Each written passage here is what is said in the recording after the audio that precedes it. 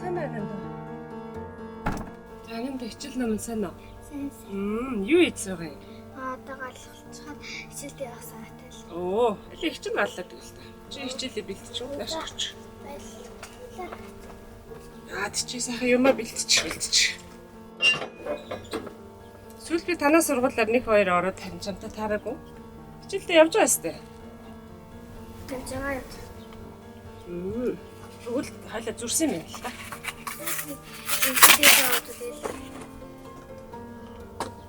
За. Чи сайн яваад байгаа юм.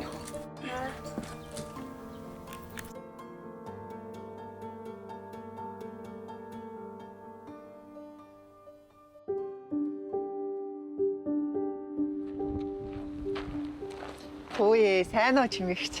Сайн уу.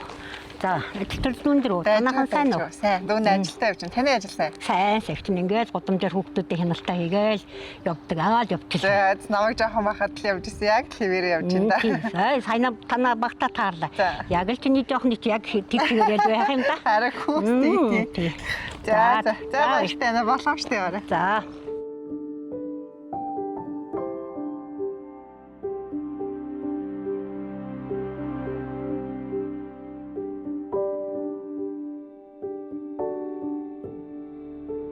За анх би энэ чинээс ажлын гараа эхэлж ирсэн. Энэ цагтсаа би 50 жил боллоо.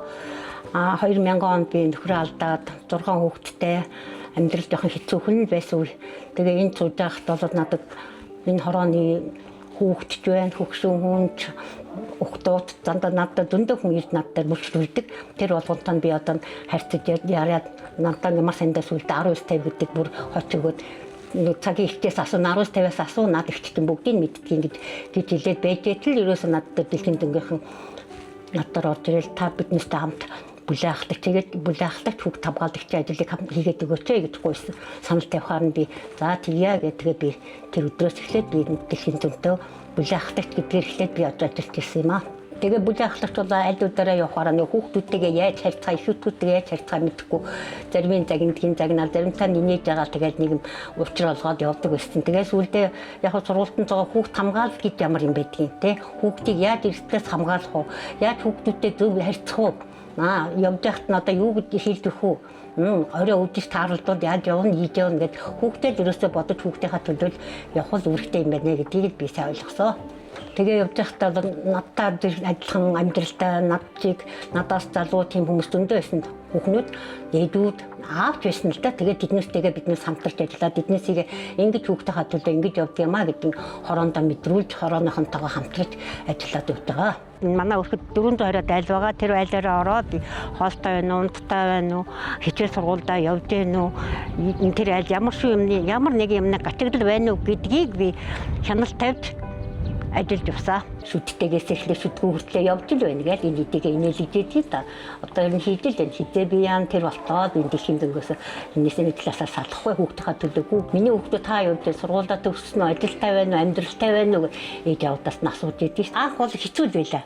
Ер нь намайг явж байгаа үед Өөрөөсөө тэгэл орон гэргүй хэцгүүд нь нөгөө архины хамаарал эднэстэй нөгөөдөл нэг гэр орноосоо дайддаг тийм байсан. Тэр болгоны араасгүйгээл тэр нь тэгдгүү ингээл их хэцгүүдийн одоо сургуультанд суулгах одоо хороотой хамтарч ажиллах цагдаа сэргийлэгдэг нийгмийн ажилтнуудаа яриад тэр нь тэгсэн байх шүү, энэ нь ингэсэн байх шүү гэдгийг дамжуулж гүүр болж явчихсан. Тэрний хүчин төдөө юм байгаа одоо манай долоо болоод ер нь тайван сайхан асуудал гаргадаг.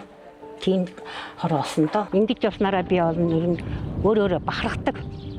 Миний ганц хийж байгаа амил ерөөсөө энэ хүүхдийн төлөө хизээч гэсэн би энэнийхээ төлөө л ажиллана гэж бодож явдаг да. Хүүхд хамгаалалт бол энгийн ажил биш ээ. Энэ бол хүний амьдралыг өөрчлөх ажил юм аа. Би хэдий дас хүрч байгаа ч гэсэн орон нутгийнхаа хүүхдүүдийнхаа сайн сайхны төлөө төршиг тулгуур болсоор байх болно.